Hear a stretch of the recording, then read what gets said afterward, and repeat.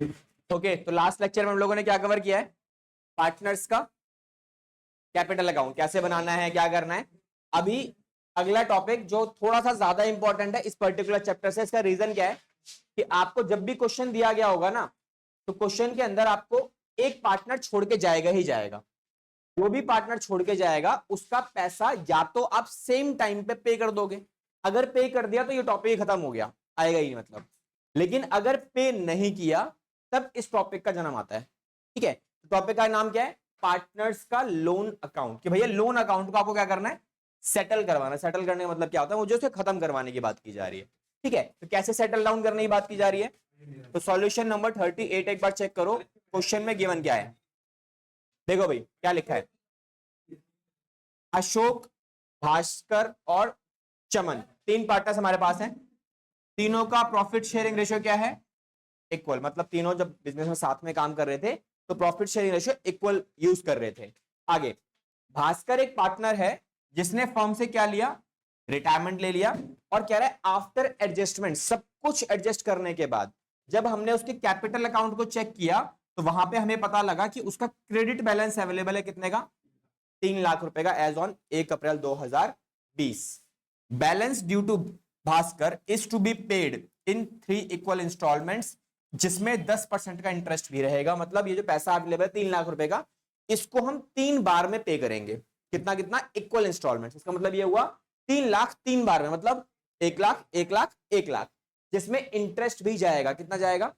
10% के हिसाब से। ठीक है, आगे आपका काम क्या है? Prepare Bhaskar's loan account. तो मुझे भास्कर क्या बनाना है? सिंपल सा लोन अकाउंट बना के दिखाना और बैलेंस करके खत्म कर देना है। और आगे लिखा है till he is paid the amount due to him, मतलब जब तक उसका सारा पैसा खत्म ना हो जाए तब तक आपको अकाउंट कंटिन्यू रखना है और 3 साल में हमारा अकाउंट खत्म हो जाएगा। क्वेश्चन ने एक बात बोली है, बुक्स आपकी खत्म कब हो रही है? हर साल 31 मार्च एवरी ईयर। ठीक है, तो इन दैट क्वेश्चन जब आप इसके क्वेश्चंस करोगे ना, आपको दिक्कत आएगी थोड़ी सी डेट्स को लेके, क्योंकि इन क्वेश्चंस में डेट का भी बहुत बड़ा इंपॉर्टेंस है आपके लिए।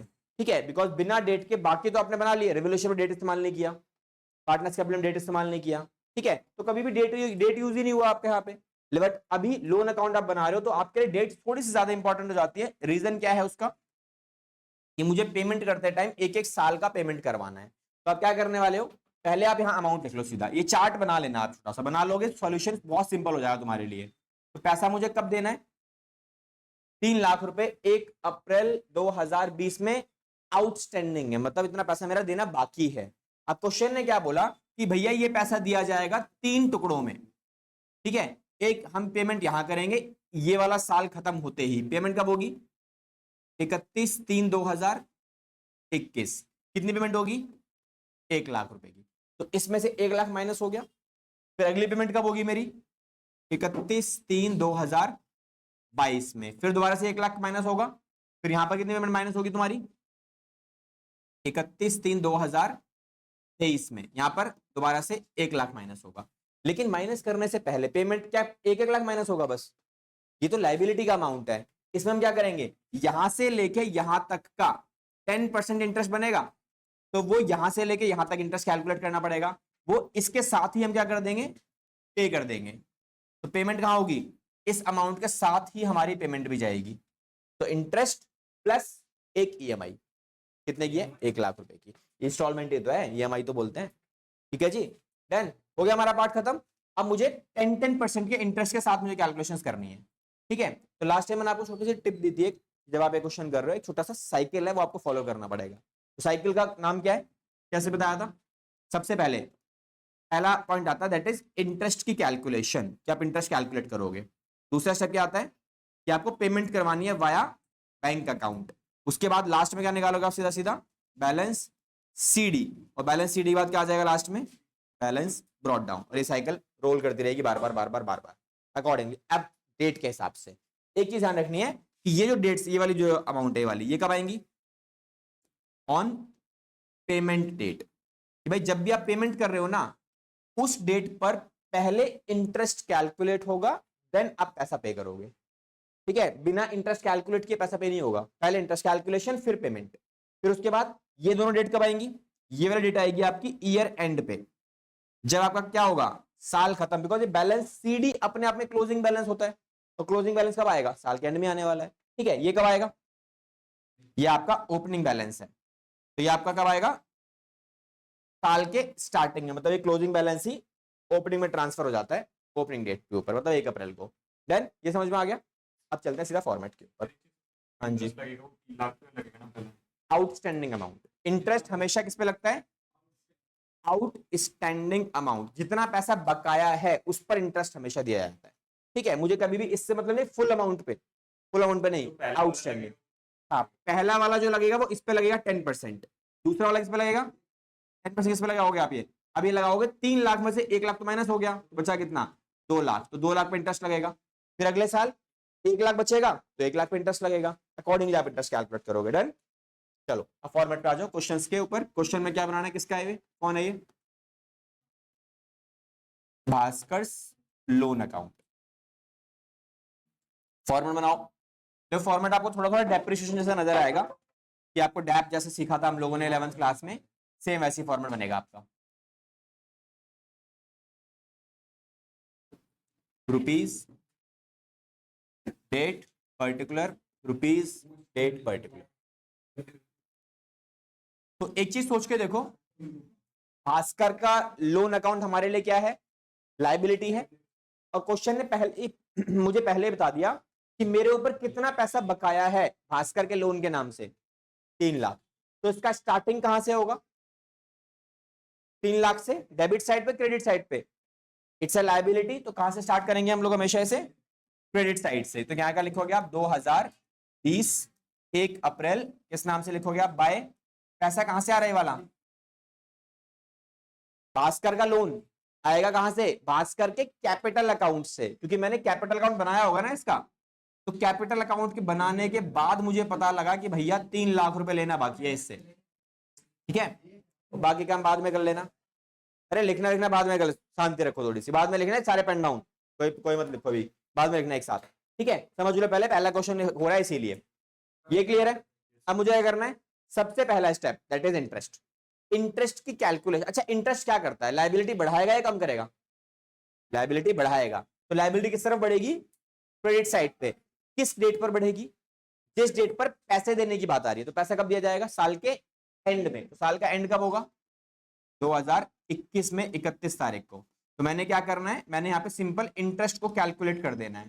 तो कितना इंटरेस्ट आएगा? 3 लाख का सीधा सीधा 10%, वैल्यू कितनी आती है? 30,000 रुपए। डन। अच्छा, इंटरेस्ट के बाद क्या लिखवाया था? पेमेंट। पेमेंट पे कहां पे होगी? On the debit side. Date क्या रहेगी? साल का एंड। इंटरेस्ट की और पेमेंट की डेट सेम रहेगी हमेशा। ठीक है, तो यहां क्या लिखोगे आप? To bank account. कितना पैसा दोगे आप? एक इंस्टॉलमेंट 1 लाख की, और प्लस अब तक का इंटरेस्ट विच इज 30,000 रुपए। तो 1,30,000 रुपए तो हमने पे कर दिए। ठीक है। अच्छा, इसके बाद सेम डेट पर, क्योंकि साल खत्म हो गया मेरा, यहाँ क्या लिखोगे आप? Balance carried down. कितना बैलेंस बचेगा? 2 लाख ही बचेगा। देन ये मेरा एक साल खत्म, 3,30,000, 3,30,000 दोनों तरफ बैलेंस हो गया। अगला पार्ट, सीडी को बीडी में कन्वर्ट करो। बैलेंस 3,30,000 में से 1,30,000 माइनस कर दो, बैलेंसिंग फिगर 2 लाख बचेगी, है ना? या फिर आप ये सोच के दो ना, अभी तक क्या हुआ है? एक इंस्टॉलमेंट पे हुई है 3 लाख में से, 3 लाख में से एक इंस्टॉलमेंट मतलब 1 लाख पे हो गया, तो बचा कितना? 2 लाख रुपए। 2 लाख रुपए बैलेंस बच गया हमारे पास। अब क्या करेंगे? ये बैलेंस यहां ट्रांसफर, तो कितनी वैल्यू आने वाली है? 2021 में साल चेंज हो जाएगा, अब नया बैलेंस। यहाँ क्या लिखोगे आप? By balance brought down. कितने का? 2 लाख रुपए का। ठीक है, अब मुझे क्या करना है? अब same steps, interest, payment, balance, CD. तो इंटरेस्ट कब लगेगा? 2022 में 31/3 को। यहां क्या लिखेंगे हम? Bye interest account. कितना इंटरेस्ट आएगा इस बार? 2 लाख के ऊपर सीधा सीधा 10% का amount, value 20,000। Payment on the debit side कितने अमाउंट आएगी? 31/3 को बैंक अकाउंट। पेमेंट कितनी होगी? एक इंस्टॉलमेंट विच इज 1 लाख, और अब तक का इंटरेस्ट जो पेमेंट नहीं हुई जिसकी इंटरेस्ट की, दैट इज 20,000 रुपए। Final amount 1,20,000। Now again on the same date balancing figure, यहां लिखेंगे बैलेंस कैरेट डाउन। कितना आएगा? 1,00,000, एक ही इंस्टॉलमेंट बची है अब, ये हो गया कितना 2,20 और यहाँ क्या लिखेंगे 2,20,000 रुपए। डन। चलो अब बैलेंस सीडी को बीडी में कन्वर्ट करते हैं, तो सीडी को बीडी में कन्वर्ट करेंगे तो वैल्यू कितनी आने वाली है, सेम ही आएगी वैल्यू। यहाँ क्या लिखेंगे 2022 1 अप्रैल, क्या लिखोगे इधर आप, बाय बैलेंस ब्रॉट डाउन, कितना अमाउंट आएगा 1,00,000। अब ईयर एंड होगा 2023 में 31/3 को, पहले क्या होगा सबसे, इंटरेस्ट कैलकुलेशन, कितना अमाउंट आएगा इंटरेस्ट का 1,00,000 का 10%, वैल्यूएशन 10,000, पेमेंट इस तरफ 2023 में क्या रेट होगी सेम, यहां हम क्या लिखेंगे बैंक अकाउंट, पेमेंट कितनी आने वाली है 1,00,000 की इंस्टॉलमेंट और 10,000 रुपए का इंटरेस्ट, फाइनल अमाउंट 1,00,000। अब देखो क्वेश्चन में ना आप आगे इसको कंटिन्यू हो ही नहीं सकता, ये क्वेश्चन ने क्या बोला था, until it is finally closed, कि जब तक ये खत्म ना हो जाए तब तक, हो गया खत्म, बैलेंस बचा ही नहीं, यहाँ भी 1,00,000 आ रहा है और यहाँ भी 1,00,000 रुपया आ रहा है, तो balancing figure 0,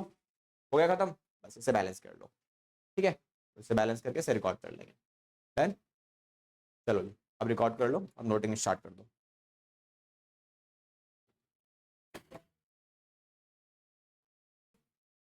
okay now back to question number 40, क्या लिखा है, राम मनोहर जोशी हमारे पास पार्टनर्स है तीनों पार्टनर्स में से एक पार्टनर जो है वो कौन कर रहा है, सीधा सीधा रिटायरमेंट ले रहा है, कौन है मनोहर।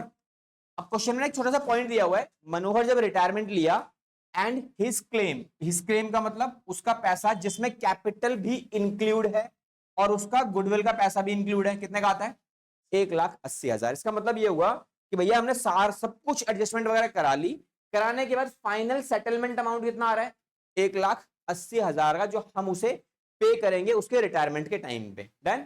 उसके बाद कह रहा है there was an unrecorded furniture जिसका एस्टिमेटेड वैल्यू कितना है 9,000 रुपए, half of which was given to an unrecorded liability, मतलब वो कह रहा है इसका आधा पैसा हमने किसको दे दिया, एक अनरिकॉर्डेड लायबिलिटी को दे दिया जिसका अमाउंट कितना है 18,000 इन सेटलमेंट ऑफ क्लेम 9,000, और इसमें कितना क्लेम सेटलमेंट करा लिया 9,000, तो बचा कितना 9,000 बचा, मतलब 9,000 की लायबिलिटी बची है। उसके बाद कह रहा है रिमेनिंग हाफ मतलब वही 9,000 की बात हो रही है, was taken by Manohar at a discount of कितना 10% in part satisfaction of his claim. क्या बोला गया कि भैया वो ये बंदा बोल रहा है कि मुझे ना बाकी बचा हुआ जो 9,000 है उस अमाउंट को, वो जो क्या है फर्नीचर है, ठीक है, जो बाकी बचा हुआ पार्ट मेरे पास बचा हुआ है उसका फर्नीचर का, दैट इज 4,500 रुपए का अमाउंट, वो 4,500 का अमाउंट फर्नीचर जो है वो मुझे पकड़ा दो आप कितने में 10% के डिस्काउंट पर आप मुझे दे देना। तो 10% का डिस्काउंट कितना हुआ 4,500 का फर्नीचर बचा, तो उसका 10% डिस्काउंट कितना आएगी वैल्यू, ये बचेगी, तो कितनी वैल्यू आती है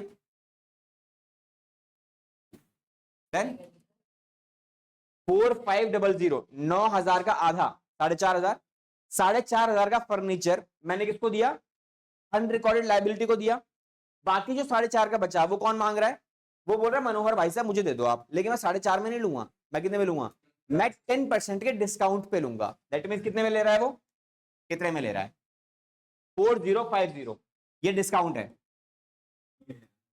ये डिस्काउंट वाला पार्ट है, ठीक है।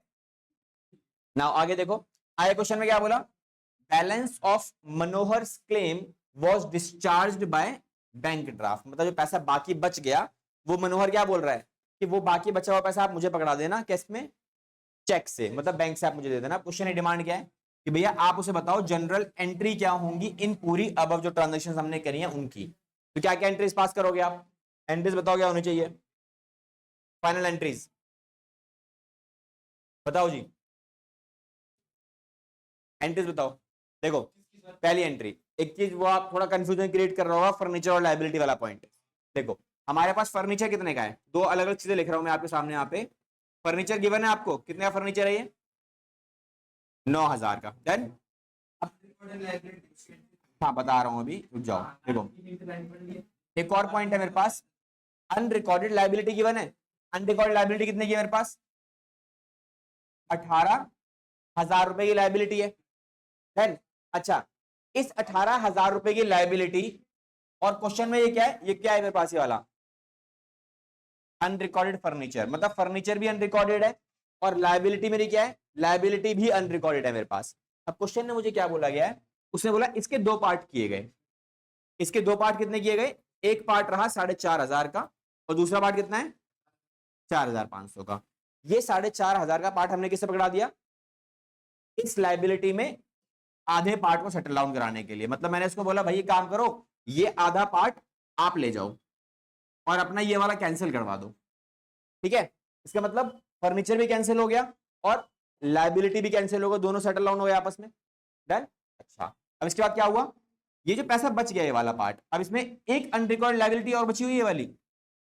अच्छा, ये अनरिकॉर्डेड लाइबिलिटी कौन लेके गया? कोई और लेके गया?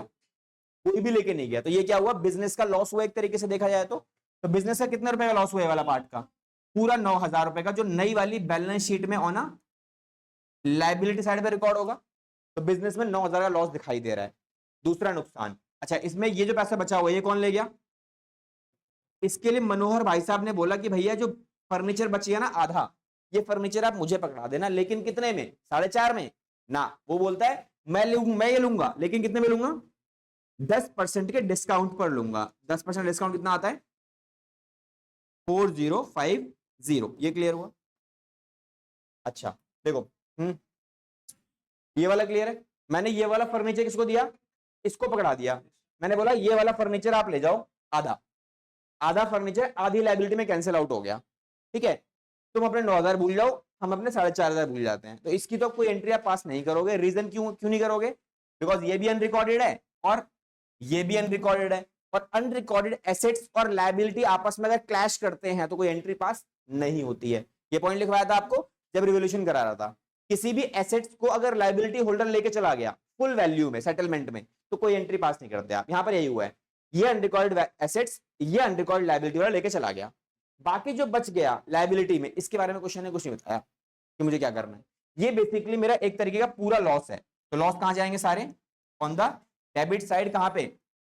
रीवैल्यूएशन अकाउंट के। ठीक है, अच्छा इसके बाद इसकी बात करते हैं। जो बच गया फर्नीचर अनरिकॉर्डेड वाला, ये कौन लेगा? ये बोल रहा है मनोहर, जो छोड़ के जा रहा है फर्म। तो बोल रहा है ये फर्नीचर आप मुझे पकड़ा दो, मैं ले जाता हूं, और इसका जो पैसा बनेगा वो आप मेरे लायबिलिटी में से काट लेना। मैंने ठीक है भाई काट लेंगे। कितना काट रहेगा? लेकिन उसने बोला 4,500 मत काटना, आप कितना काटोगे? 10% का डिस्काउंट दे देना, फिर मुझे मेरे अकाउंट में डाल दो आप। तो कितना कटा इसका? इतने में से 10% माइनस करे वैल्यू आती है वाली। अब आप एक चीज चेक करो, नेट बेनिफिट या नेट लॉस? नेट लॉस कितना? बेनिफिट कितना है? ये एक लायबिलिटी कैंसिल हो रही है मनोहर की, तो फायदा हो गया, बिकॉज ये पैसा मुझे किससे मिलेगा? मनोहर से मिल जाएगा। ठीक है, और लॉस कितना हो रहा है? 9,000 रुपए का। तो 9,000 में से आप कितना माइनस करने वाले हो? ये वाली value, final value 4950। This is the revaluation loss. Is that clear? Now done. ठीक है, मुझे एंट्रीज पास करनी है सबकी। तो एंट्रीज कैसे पास करेंगे? तो एंट्रीज पास करने के लिए सिंपल सा पार्ट है, क्वेश्चन में जनरल एंट्रीज डालनी है। अब जब आप जनरल एंट्री डालोगे तो डेट कौन सी रहेगी? Retirement date. क्वेश्चन में गिवन नहीं है कि मनोहर कब रिटायरमेंट ले रहा है, वो पता ही नहीं हमें। तो हम डेट वाला कॉलम बनाएंगे, लेकिन डेट वेट डाल के आप 1 2 3 डाल लेना, कोई दिक्कत नहीं है। ठीक है, या तो आप अपने हिसाब से कोई भी एक डेट ले लो और वहां मेंशन कर दो, और नीचे क्वेश्चन के बाद बता देना it is assumed that Manohar take a retirement on a particular date. ठीक है, चलो जी, पहली एंट्री क्या होगी? फर्स्ट एंट्री होगी आपके पास revaluation account debit to unrecorded liability. कितने की लायबिलिटी आई मेरे पास? 9,000 की। ठीक है, अच्छा उसके बाद कितना फायदा हुआ? मनोहर के नाम से फायदा होगा, क्योंकि कुछ पैसा मुझे किससे लेना है? मनोहर से लेना है। जो मेरा बेनिफिट है, बेनिफिट कहां जाएंगे सारे? रीवैल्यूएशन अकाउंट के अंदर। कितने रुपए बेनिफिट हुआ है मेरे को यहाँ पे? 4050। ये मुझे मनोहर से लेने हैं, जो बिजनेस का एसेट्स नहीं था बट फिर भी मेरी लायबिलिटी कैंसिल करवा रहा है। अब इसमें कितना बेनिफिट बचा या लॉस बचा? लॉस बचा, और लॉस कहां जाएगा?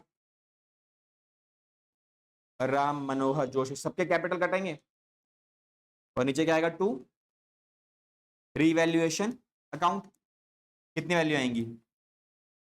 4950 वैल्यूज। रेशियो क्या है? इक्वल। कितने आई इक्वल रेशियो? 1650। ठीक है, लो जी, होगा डिस्ट्रीब्यूशन, सब खत्म। अब इसके बाद अगला, अब मुझे क्या करना है? मुझे इसमें एक पॉइंट डालना है कि क्या ये यहां तक पार्ट हो गया है। अब क्वेश्चन ने क्या बोला था कि भाई balance of Manohar claim was discharged by the bank draft, कि मनोहर भाई साहब का जितना क्लेम था वो आप सारा का सारा ट्रांसफर कर देना किस नाम से? बैंक ड्राफ्ट के नाम से। कितना बैलेंस बचेगा उसका? कितना बैलेंस आया था उसका हमारे पास से? देखो, अब इसके बाद क्या लिखोगे आप यहां? मनोहर कैपिटल अकाउंट, और यहां क्या लिखोगे आप? 2 बैंक अकाउंट। बताओ भाई फाइनल वैल्यू कितनी आएगी? हाँ वो पता है मुझे, वो समझ में नहीं आ रहा तुम्हें आया कैसे वो, कि मैं उसके, क्योंकि मेरे तुम हाथ देख के बता भी दोगे, फिर मेरा अगला अगला क्वेश्चन होगा बताओ कैसे, वहां फंस जाओगे, है ना? बताओ कैसे आया? 180 मुझे से देने थे, ठीक है? 180 में से कितनी वैल्यू माइनस करनी है तुम्हें? भाई लॉस माइनस नहीं करो, 450 तो मैंने दे दिया, करवा ली सेटलमेंट, ठीक है? जो लॉस आया था ये वाला, ये कैंसिल आउट करना पड़ेगा ना इसका, कि पैसा कटेगा उसका इतना पैसा। तो कितना पेमेंट करवाने वाले हो आप उससे? आप उससे बोलोगे भैया 180 देना था, 180 में से ये माइनस करवा दो, लॉस ऑन रीवैल्यूएशन अकाउंट। तो कितना पैसा बचा जो हम उसे पे करेंगे बेसिकली पेमेंट के नाम पर? कितना दोगे आप उसे? इतना पैसा तो दोगे आप उसे। कितना? देखो ये तो डालोगे आप कहां पे? बैंक में। कितनी वैल्यू आई वाली? 178 टोटल 178 350 इतना बैलेंस मुझे उसे फाइनली पे आउट करना है। इसमें से कितना पैसा मुझे उसे पे करना पड़ेगा? इतना पैसा बना मेरा। अब इतने में से मैं कितना पैसा, अब देखो पेमेंट करते टाइम मैं उसे कैसे पे कर रहा हूं? कुछ तो फर्नीचर ले गया था, तो जितना वो फर्नीचर ले गया वो तो हमारा कहां चला जाएगा? सीधा 4050 में। ठीक है, ये फर्नीचर जो वो लेके चला गया हमारे पास से, बाकी जो बचा वो बैंक में पैसा ले जाएगा, बैंक से ले जाएगा। तो इसमें से ये माइनस करके बैलेंसिंग फिगर आ जाएगी तुम्हारे पास। कितनी आने वाली है ये? ठीक है, कितनी आ रही है? टोटल निकाल लो यार, 7300। ठीक है जी, लो जी, हो गया हमारा 5। तो दीज आर दी एंट्रीज जो आप क्वेश्चन में फ्रेम करोगे, और ऐसे क्वेश्चंस आपके थॉट्स में आते हैं और 3-3 4-4 नंबर में आराम से मिलेंगे आपको देखने को। ठीक है, क्योंकि बहुत थोड़ा दिमाग आपको लगानी पड़ेंगी, बहुत सारी कैलकुलेशंस आपको कहीं ना कहीं घुमा के कैलकुलेट करनी पड़ेंगी, तब जाके आपको आंसर मिलेगा इसका। देन तो दिस इज इट, इसे लिख लो, फिर चलेंगे बड़े क्वेश्चंस के ऊपर। Next topic that is adjustment of capital, important topic of this chapter. लिखो सारे, एडजस्टमेंट ऑफ कैपिटल,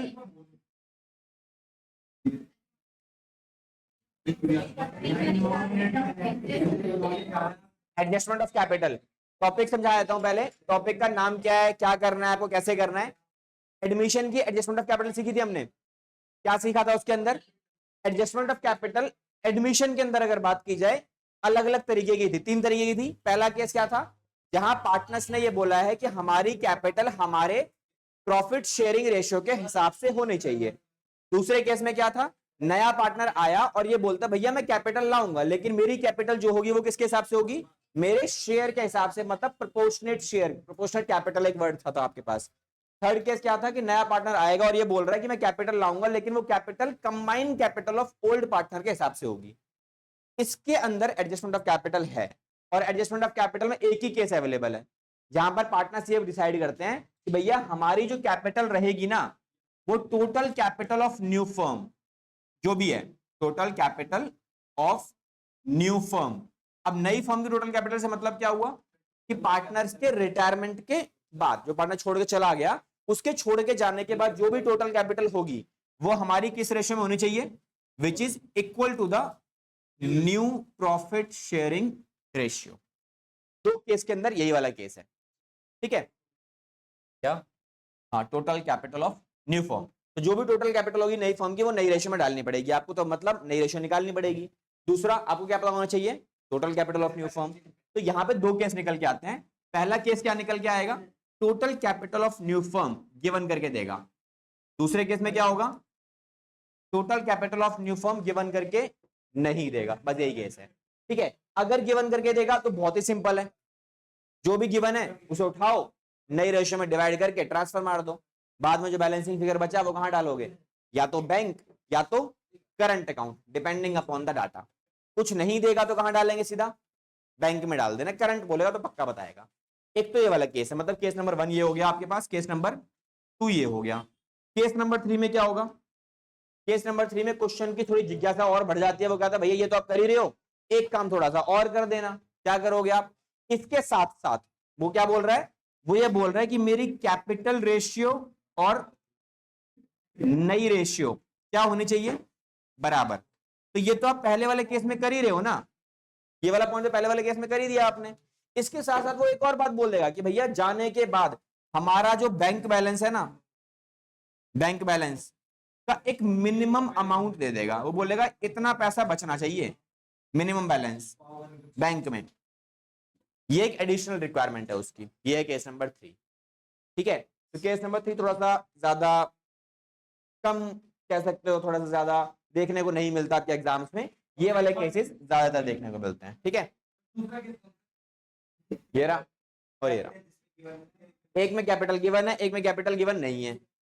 तो अगर कैपिटल गिवन है तो क्वेश्चन स्पेसिफिकली बोलेगा the total capital of the new firm is this, और पार्टनर्स ने डिसाइड किया कि हमारी कैपिटल नई रेशियो में बना दो। तो बनाने के लिए क्या करोगे आप? नई रेशियो निकालनी पड़ेगी, या तो दे रखी होगी, दे रखी है तो अच्छी बात है, नहीं दे रखी हो तो निकाल ही लेंगे, ठीक है। ये केसेस लिख लो पहले, फिर इसके बाद क्वेश्चंस करेंगे इसके नेक्स्ट क्लास से। अभी भी बहुत टाइम हो जाएगा क्वेश्चन। चलो हो गया सबका। Now back to question. देखो एक क्वेश्चन आराम से हो जाएगा, थोड़ा सा आइडिया लग जाएगा क्वेश्चन करना कैसे है, क्या करनी चीजों में। नाउ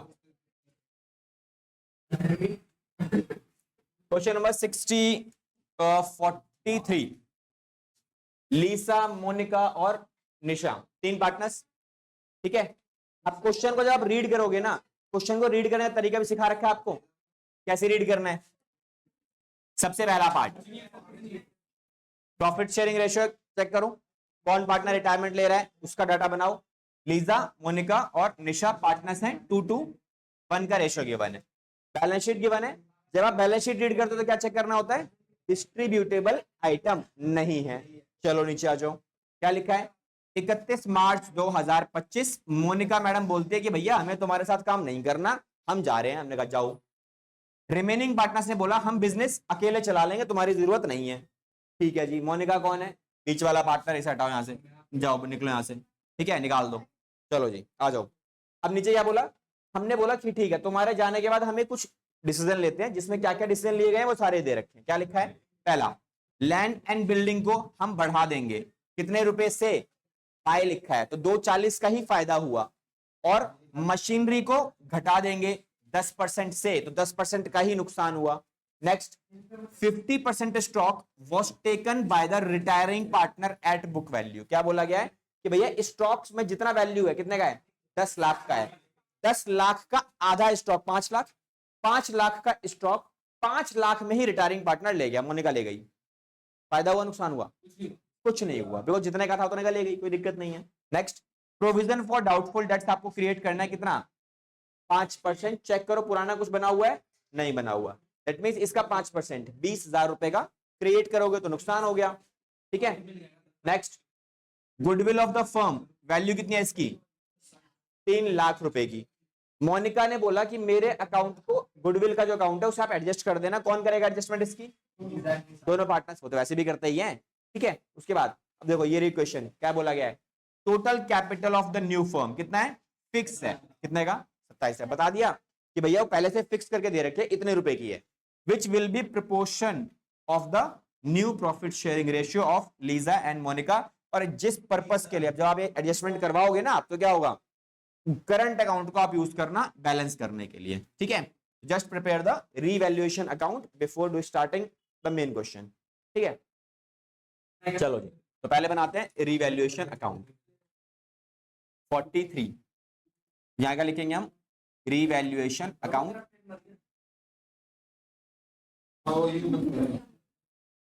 फायदा नुकसान, पहले फायदे कहां है मेरे पास, लैंड एंड बिल्डिंग में फायदा हो गया कितने का, बाय लैंड एंड बिल्डिंग कितने का हुआ है, 2,40,000 रुपए का। नुकसान किसका हुआ है, मशीन का। कितना नुकसान हुआ है, 10% विच इज 1,20,000 रुपए। Next stock, no profit no loss 50%। अरे शांति शांति रखो थोड़ी देर, ठीक है। नेक्स्ट प्रोविजन फॉर डीडी पे क्या हुआ है, प्रोविजन फॉर डीडी 5%। कितना नुकसान हुआ, 20,000 रुपए का।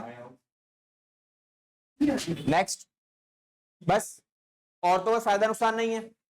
देन चलो बैलेंस करते हैं, कितनी आएगी बैलेंसिंग फिगर, 2,40,000 रुपए का क्रेडिट और डेबिट साइड पे। यहां क्या लिखोगे आप, Lisa, Monica and Nisha. Balancing figure 1,00,000 का अमाउंट किस रेशियो में डिवाइड होगा, ये 2:1, 2:1 के हिसाब से 40, 40 और 20,000 रुपए, ठीक है। देन यहां तक, अच्छा देखो अभी तक हमने नॉर्मल काम किया बिकॉज ये काम पहले भी किया हुआ है, एडमिशन में, रिटायरमेंट के इससे पहले वाले क्वेश्चन में नॉर्मल है, यहां तक नॉर्मली रहेगा आपका। इनफैक्ट जो पार्टनर्स का कैपिटल अकाउंट बनेगा ना इसमें, वो भी आपका नॉर्मल तरीके से बनेगा, ठीक है। क्या लिखेंगे इधर, पार्टनर्स का कैपिटल अकाउंट। तो वी हैव 3 पार्टनर्स, तो तीनों के लिए हम क्या करेंगे, अलग अलग कॉलम क्रिएट करके बना लो वैल्यू। तो कितने पार्टनर्स हमारे पास, 3 पार्टनर्स, 3 कॉलम, लीसा, मोनिका एंड निशा। हाँ जी,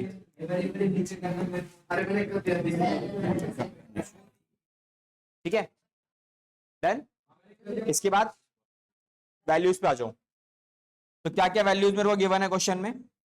पहला पॉइंट क्या करते हैं, by bank account balance brought down. पहले ओपनिंग कैपिटल, कितनी कितनी वैल्यू आएगी, opening capital 14 lakh, 14 lakh and 3,60,000 रुपए। सबकी वैल्यूज फ्रेम कर दो।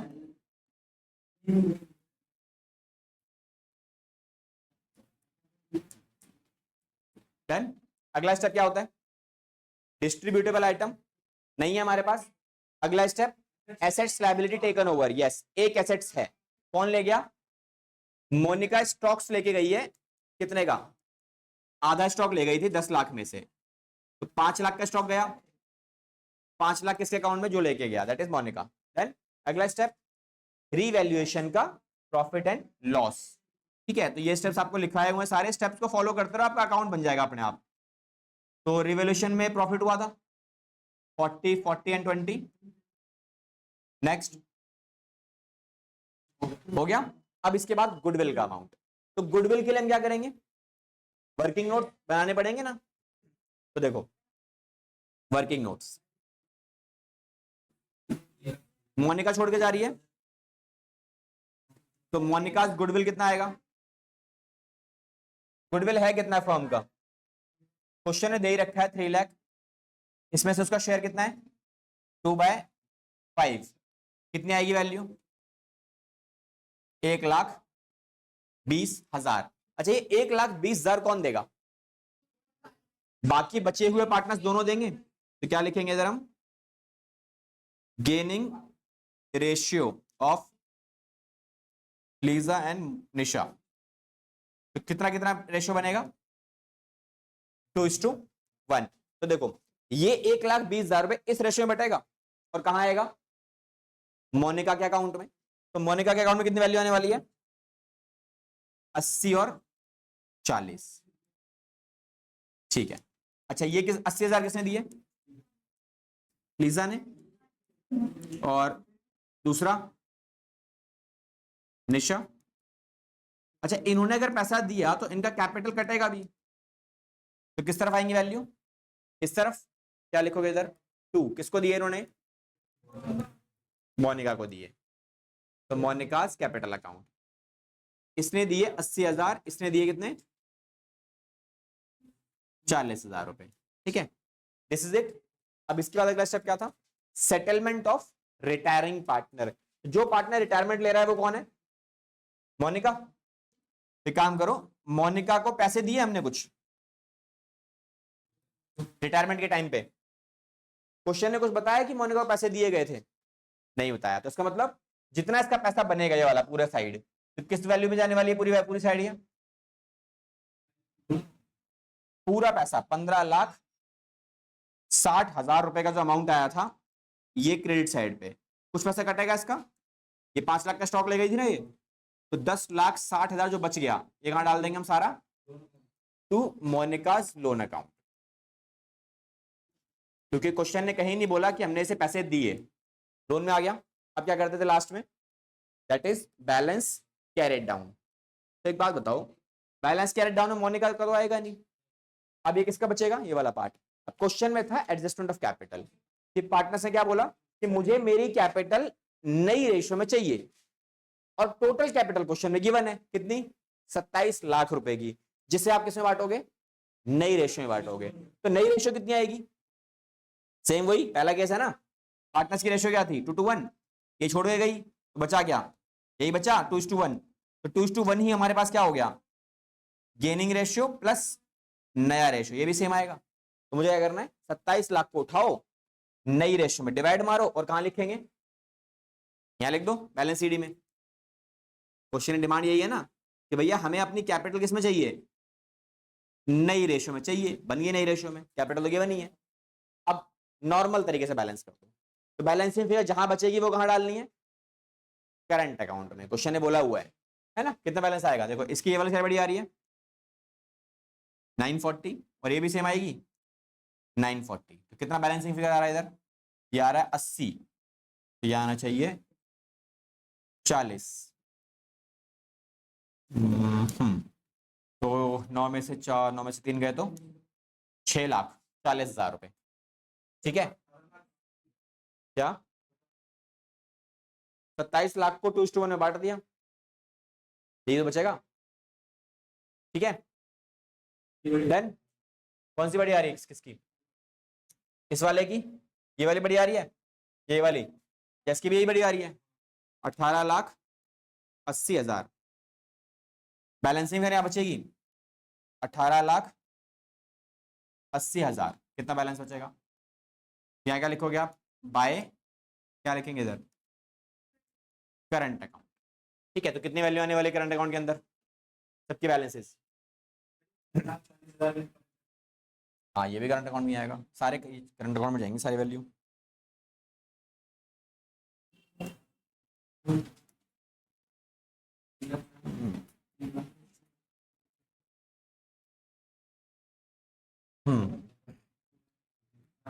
चलो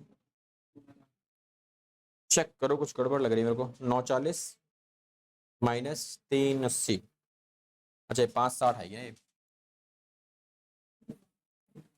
ये वैल्यू आ रही है 5,60,000। ठीक है, अच्छा ये कितनी आ रही है? 18,80,000 माइनस 4,40,000, 14,40,000 नहीं, 14,40,000 बैलेंसिंग फिगर